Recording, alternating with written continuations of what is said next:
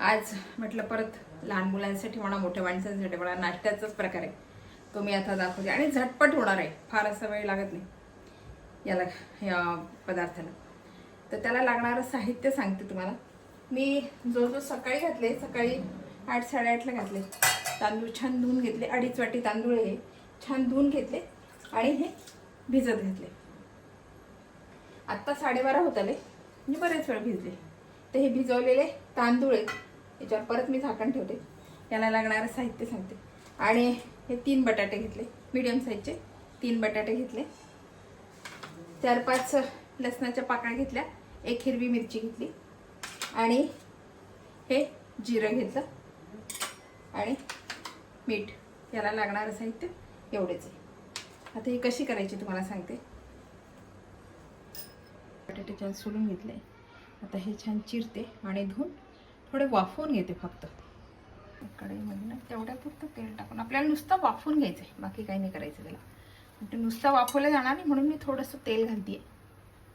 आणि हा बटाटा छान मोठा मोठा चिरला आहे मी. अगदी गॅस कमी केलाय बरं का.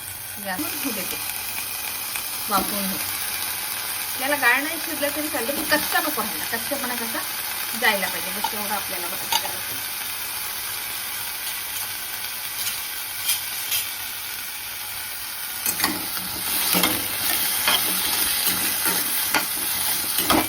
झाकण ठेवते आणि थोडी याला वाफ द्यायची, त्याचा कच्चेपणा घालायचा. आणि आता बघा हे जे तांदूळ आहेत ना, हे मी तांदूळ लवकर भिजतात ना म्हणून मी सकाळी भिजत घातले.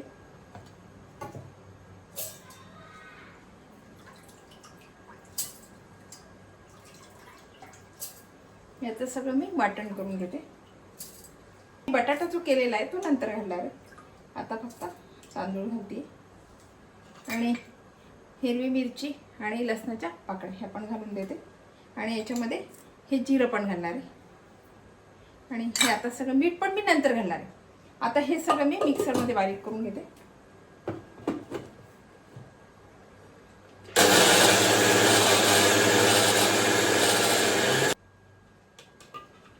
पाणी घालावं लागणार आहे याला, कारण की आपल्याला फार असं पातळसर पाहिजे. आपल्याला फार असं घट्ट नको.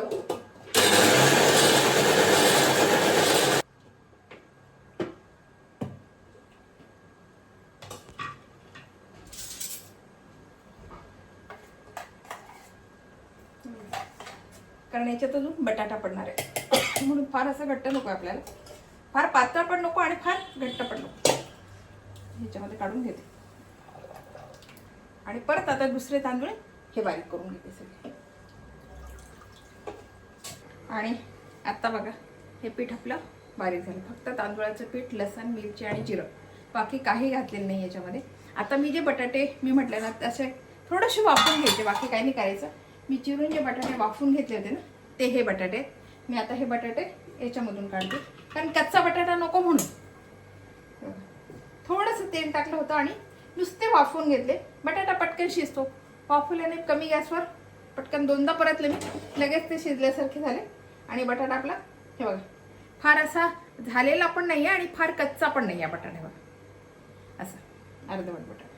आता हे मिक्स याचंच भांडे. आता याच्यामध्ये हे परत मी मिक्सरमधून काढते. याच्यात थोडं मला पाणी घालावं लागणार, कारण बारीक पाहिजे ना आपल्याला.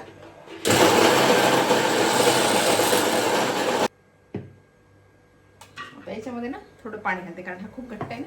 पाणी घालावं लागणार आपल्याला.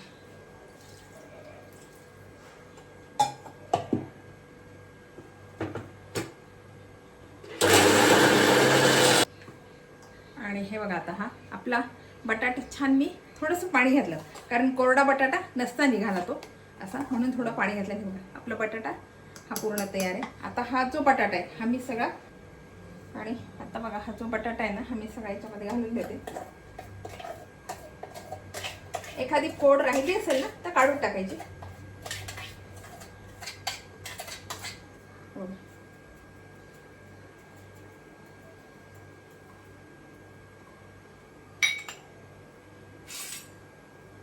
आणि हे छान ढवळून घ्यायचं. दोन्ही सगळं तांदळाचं पीठ आणि बटाटा मॅश केलेला पूर्ण सगळं एकत्र करायचं छान.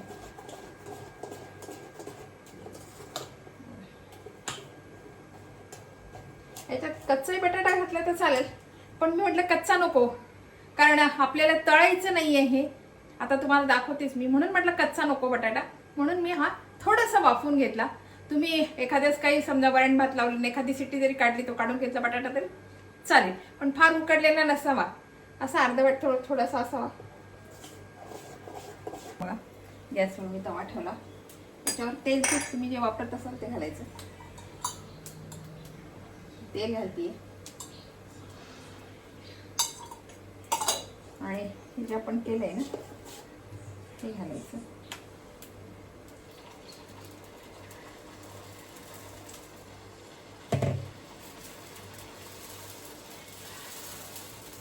फार पातळ पण करायचं आणि फार जाड पण करायचं, मीडियम साईज ठेवायची.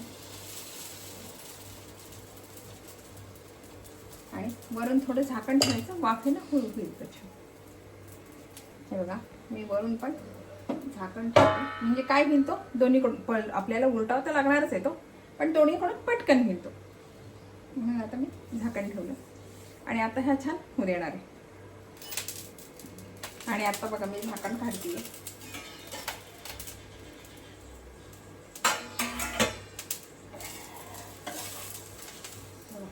हा एका साईडने झाला, आता उलटून घेते. याच्यामध्ये मी काही घातलेलं नाहीये, फक्त जिरं, हिरवी मिरची आणि लसूण, बाकी काहीच नाहीये. पण तरी याची बटाटा असल्यामुळे, बटाटा आणि तांदूळ असल्यामुळे याची चव छान लागते, आणि बारीक केलेलं चव छान लागते. आता बघा हा मी छान दोन्हीकडून भाजून घेतला. हे बघा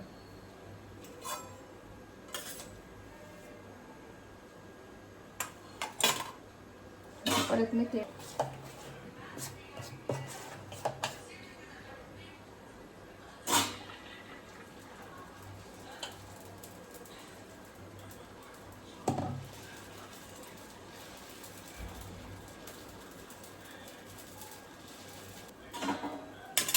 याच्यावर परत झाकण ठेवते, वाफेनं हा पटकन होईल.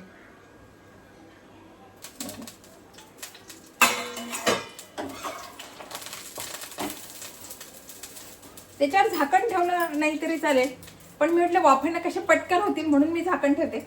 नाही ठेवलं तरी काही हरकत नाही, तसे ते पटापट निघतात, कारण बटाटा आहे त्यामुळे ते पटापट निघतात, त्याला शिजायला काही फारसा वेळ लागत नाही. आणि हे बघा आपला नाश्ता हा तयार आहे. याच्यासोबत तुम्ही सॉस खाऊ शकता, चटणी खाऊ शकता, काही पण खाऊ शकता. याच्यासोबत भाजी पण असली तरी चालेल, याच्यासोबत काही खाल्लं तरी चालेल. अगदी साधा, सोपा आणि पटकन होणारा हा नाश्ता आहे. हे बघा लागतोय सुंदर आणि छान, आपण म्हणतो चवेला पण छान लागतो. बघा ही रेसिपी तुम्हाला कशी वाटली, आवडली का? आवडली असेल तर लाईक करा. घास ठेवला मी तुमच्याला दाखवला, तो घास ठेवला. बघा ही रेसिपी तुम्हाला कशी वाटली, आवडली का? आवडली असेल तर लाईक करा, शेअर करा आणि सबस्क्राईब करा, म्हणजे असे नवीन नवीन व्हिडिओ तुम्हाला बघायला मिळतील. बघा इतका छान झालाय ना, अगदी सुंदर झालाय. आणि जसं जसं आलं तुम्ही ठेवाल ना, म्हणजे हा मुरू दिला मी लगेच केला, हे जर मुरू दिले ना पीठ तर आणखीन छान फुलतो. बटाटा आणि तांदूळ मग ते छान फुलतात, मग आणखीन छान होतो तो. बघा बाय.